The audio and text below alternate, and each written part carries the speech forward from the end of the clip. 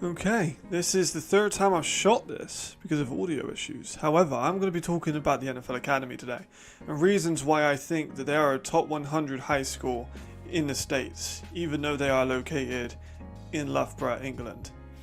Now, I wrote about this at Europe's Elite. I'll link that in the description below. I guess this video is technically sponsored, considering I work for Europe's Elite and I use the rankings and the film there to evaluate these players, as well as the full games. And a lot of the film you're going to be watching in the background is stuff that I've got from their huddles, which I'll also link because you need to see these guys play.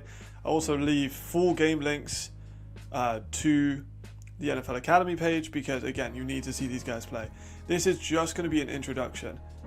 I would love to do full evaluations on every single one of these guys, but I've got 10 guys that I've narrowed it down to. Believe me, I wanted to make 40.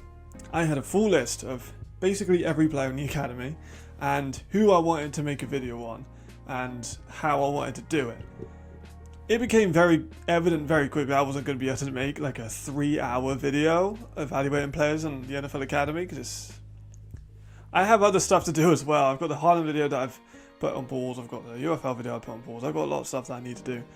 So, this is an introduction video to 10 players I think you need to know about in the NFL Academy, and then I shall slightly go into why I think they are a top 100 team and some reasons behind it, and then I'm going to go into the Bristol Pride and rivalry between the Academy and a game that is coming up at the end of April, which we in the UK have been waiting about 5 years for. The first athlete I would like to talk about is Arthur Debus. I could leave him till last and talk about him just to get some more people waiting until last and hear about Arthur.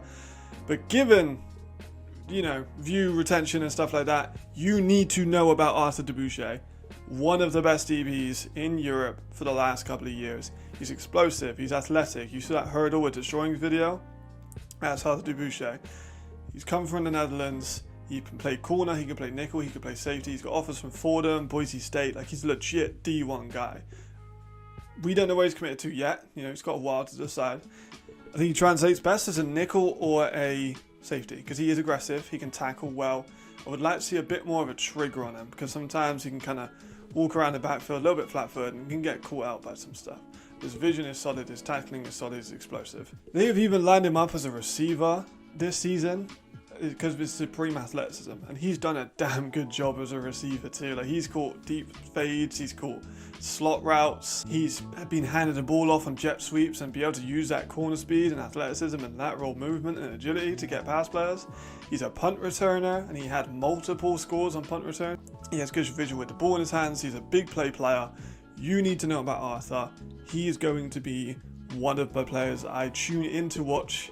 Wherever he goes, I don't care where he goes, I'm going to find that game and I'm going to watch him play. That's how good he is. Arthur's about 6 foot 190, so I think that he'll stay as a safety. And maybe come into the nickel where he could use his active hands, his ball tracking, his hand placement, his nastiness, his ability to close space in coverage.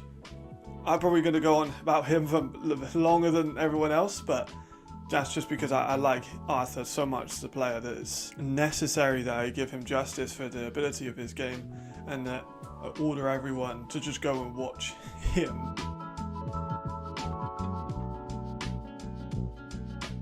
Akron El-Nagmi, next player I'm going to talk about, offensive lineman, played majority tackle this season. The development he has made in the last few seasons is undeniable. Like, you look him when he started with the flash in one of his first games, and he looked quite slow, quite stone-footed. The development of that offensive line coach to him has been instrumental. Like, he's been such a prospect to watch in the last few games. Really good run blocker, creates gaps so well because of his push. Is really good pad level for someone who is comparison is inexperienced, and once he gets grips onto people, it's very hard for them to get off of him. Like, he just pushes, he has good feet movement, and he's constantly on them. Also, his brother is going to be going into the CFL Global Draft most likely, because he's a prospect that's to watch. Both of those guys, the athleticism in that family is quite incredible. He's got a D1 offer. Akram's got a D1 offer from Campbell. He is a D1 player as an offensive lineman. The length he has as well, the pass pro footwork that he's shown so far has improved dramatically over the last few games. And he's just a fun player that I wanted to talk about that doesn't get as much love as I think he should.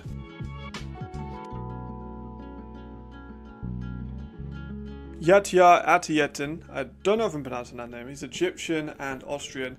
Brilliant. Just committed to Colorado Boulder. Going to be a real prospect to watch. Can play every position in the offensive line very comfortably. Good hands, good leverage, good pad level, aggressive, nasty, finishes plays to the echo of the whistle.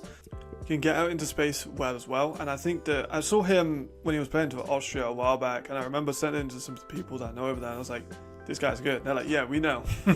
So they've known about him for a while. He has just committed to Colorado. A good comparison, I think, would be Brandon Coleman of TCU, who is also German. That's why I'm comparing the two of them, because of the size. You know, Yo-Yo, as they call him over there, is 6'4", 330, which is a big person. So he translates probably best as a guard due to his size and his ability to play every position. Like, he could kick out. You know, Coleman started as a guard and kicked out to tackle. I see no reason why Yo-Yo can't do that either. And as a freshman, you know, Colorado needed an offensive line last year, so we could potentially see him start or at least get some regular time, and I think that would be awesome, and I think that he could.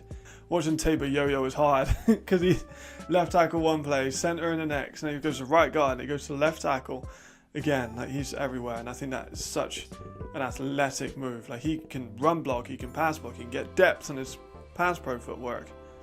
Yo-Yo for me is the best offensive lineman to come out since Daniel Okunkambi, and those two I think are the best offensive linemen to ever come out of the academy. Not particularly close. I'd have those two just right at the top. So I'm a big fan of him.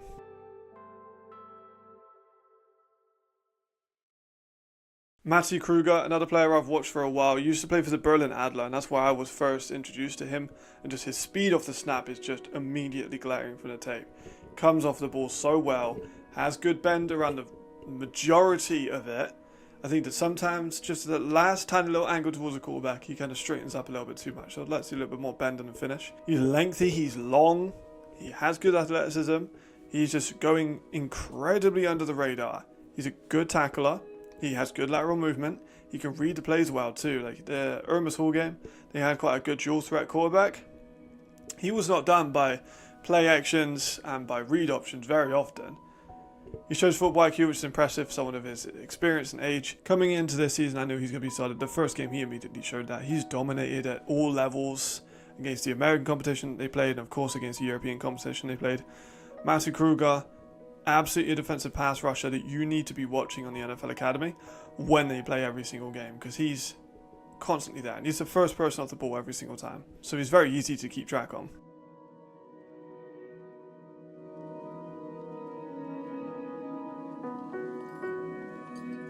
Dominic Titz from Germany, blocking tight end, and a very high quality one as well. He's not like the new age of tight ends where they come out as H-backs and just receive the ball.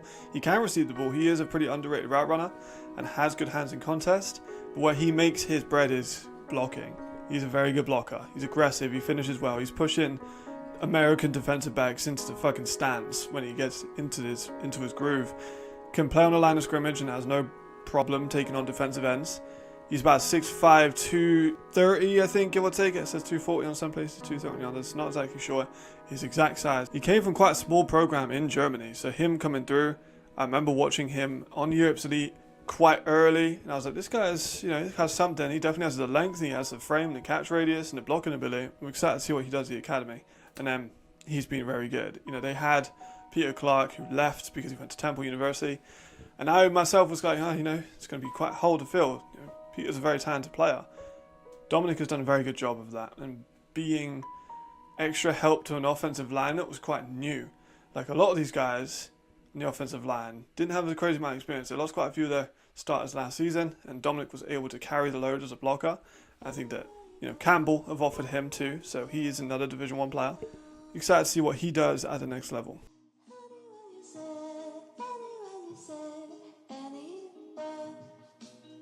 Giacomo Troni, Jack, as I'm going to call him, Italian quarterback, has played very well as a starter. Proved me wrong massively. Before the start of the season, I was like, he's alright, but, I think he might struggle as a starter at the high level of high school football. He has run very well, and he's impressed me massively.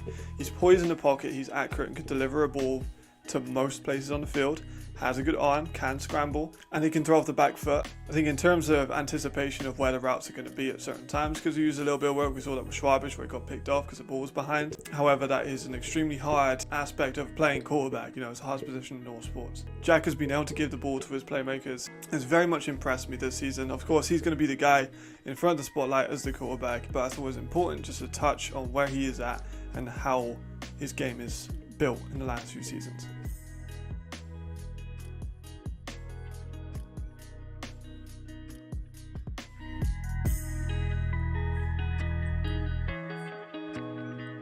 Seb Harris, British wide receiver, just the prototypical X, exactly what you want from an X. He's 6'3", 215, long, lengthy, athletic, can go and get the ball, has a great release package. I think that he has one of the best release packages in Europe as a receiver at this level. Just stems beautifully, can have no problem getting physical. Like if there's players that kind of have good releases, struggle with the DB gets hands on them, he's not one of those guys. Like he can absolutely take the contact.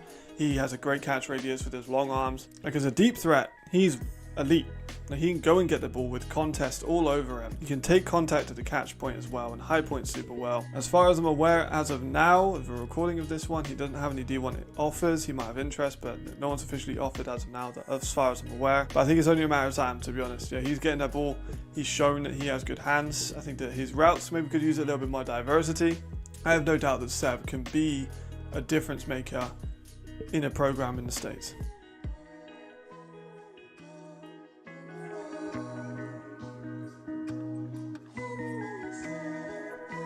Miroshak Arthur, a player I've wanted to talk about for a while. Similar to Arthur Debus, they jump off the tape, both of them. Miroshak was invited to the Nike's Next Ones camp, which is a very prestigious camp, and you don't get there by being an average player, you get there by being an elite. He is an elite linebacker. You know, he's a big dude, 6'3", 225. His quickness off the ball, his lateral movement, his run stop ability, his vision through gaps, his anticipation on where the running backs are going to be, his anticipation and reading of how the running back's going to move. You know, Shaq shows he can be valuable in a run game situation and a pass game situation. He is a better run stopper than he is a pass stopper, but that is kind of the general consensus for most linebackers. The anticipation of gap opening and the running back's move set and just where the offense is going to be at certain times, Miroshak has that. And he's big, he's 6'3", 225, 230, so he's a hard person to get around. Explosive tackler, super high motor, constantly around the ball. Another player that I think has great potential at the next level, I think is him, and I think that he's not getting enough attention that he deserves. He has offers from Campbell.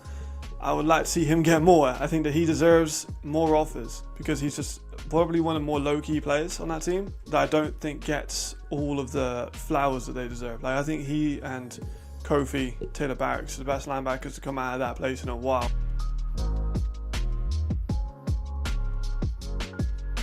Joel Kaesler, also another linebacker, German this time. Name of the game with Joe is hit something as hard as you can.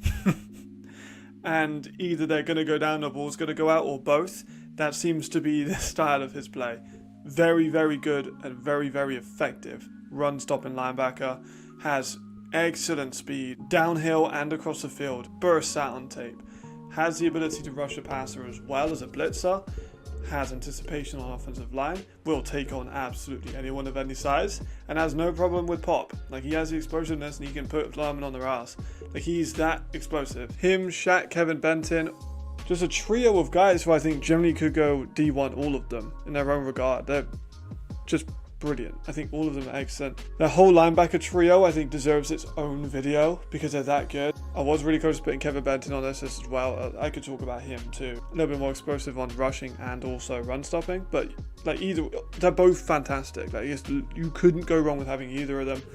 That linebacker core in general, you just can't take your eyes off of them. Go and watch just any of their games of those linebacker trio, and it's a joy to watch. Honestly, it's just they're buzzing around the field, making plays, making big hits, forcing the ball out, blitzing. It's brilliant. It's a joy.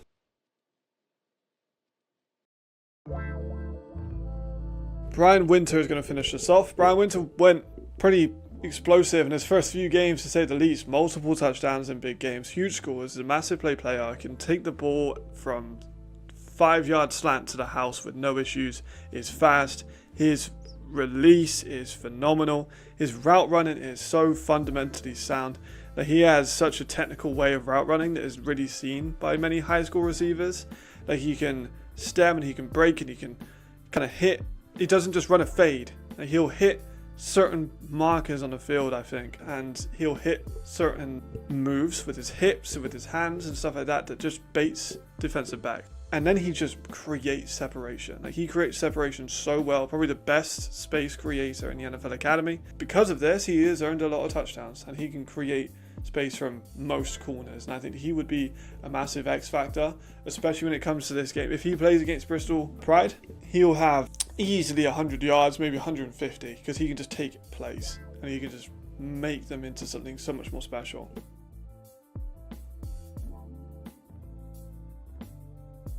Hope you guys enjoyed those ones. I know they are surface level. It's only just a little hint of what they're good at, but I want to get people to go and watch their games. I'll leave the highlight reels of all of them in the description. I'll leave the full games in the description. These guys deserve a full, thorough watch. Not just me telling you about them. I'm happy to tell you about them, but I'll give you a little bit just so you can see what they're about, and then you gotta go watch them. You know, especially if there's college scout, I doubt it. You know, it's like 50, 60 views in this video, but if there are college scouts watching this, go and look at all of these guys and get them into your school immediately. For those who are not committed anyway. Which brings me on to the quite controversial point of why I think they could beat the 100. Well, not everyone in the 100, but they could definitely give a few teams in that top 100 a challenge. You know, if you're not from this country, you might not know about Loughborough very much, but it's where all the Olympians go and train. They've got phenomenal facilities. I've seen it myself firsthand. Their gym is huge. They have great staff, great coaches. They've got like Pro Bowl coaches and former players and guys who have spent years in the NFL, and a mix of Europeans who are trying to prove that it's not just the Europeans, which is awesome. I think that gives them such a competitive spark as well. Like, it's not just guys who don't have as much investment. It's Europeans who have been told that they can't play because they're Europeans. And that gives them a fire. You know, some people think that just because they're in the top 100, every single player on that team is going to be in the NFL, or they're all 4 or 5 star prospects. That is not the case. Like, the NFL Academy probably has more Division 1 prospects than a couple of those 100 schools. Like, let's be completely honest. I went through 10 of them, and I could have picked 20 or 30 that I think are phenomenal athletes, and I nearly did. Like, for example, of how long this video could have been, I'll read out my short list of players that I wanted to talk about but didn't really have the time. Bitanga Kalata, Brandon Bryant, Clinton Azumbe, Isaac Obaka, Javale Laidley, Justice Sealing, Max Hulk, Sunday Samuel, Jadil Wahab, Jules Barom, Kevin Benton. Now, there are many. So for them to be left out, and I will probably maybe do a video on some of the other ones I have not put in this one, just shows the depth of talent they have. And they have a better coaching staff than most of America. Like, let's be honest, not very many American high schools have the level of coaching and full-time coaches. Some high school coaches only do it part-time, some do it for free. These guys are all there for football. That's what they do. That's the advantage. They have the advantage of facilities. They have advantage on most, not all of them, granted. You know, some like, top like 1 or 2 or however much do have excellent facilities, coaching and players. I'm not saying the NFL Academy is going to be number 1. That's not what I'm saying. What I'm saying is they give some of the teams in the top 100 a serious problem, and I think they are going to beat a couple in the top 100 whenever they play them. We don't know when they're going to play. They've just finished a 3-game stretch. Obviously, they've been dominant in Europe for a while.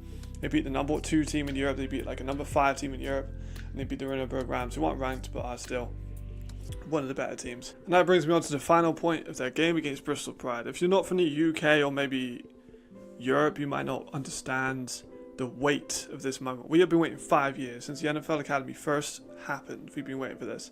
Bristol Pride is kind of like the NFL Academy before the NFL Academy existed. It's a college that I myself went to that had in these international athletes and tried to get them into America. Did not have the same success as the NFL Academy has had, but they did a damn good job of it. And they did have some very notable players that have played in Europe and also in the States.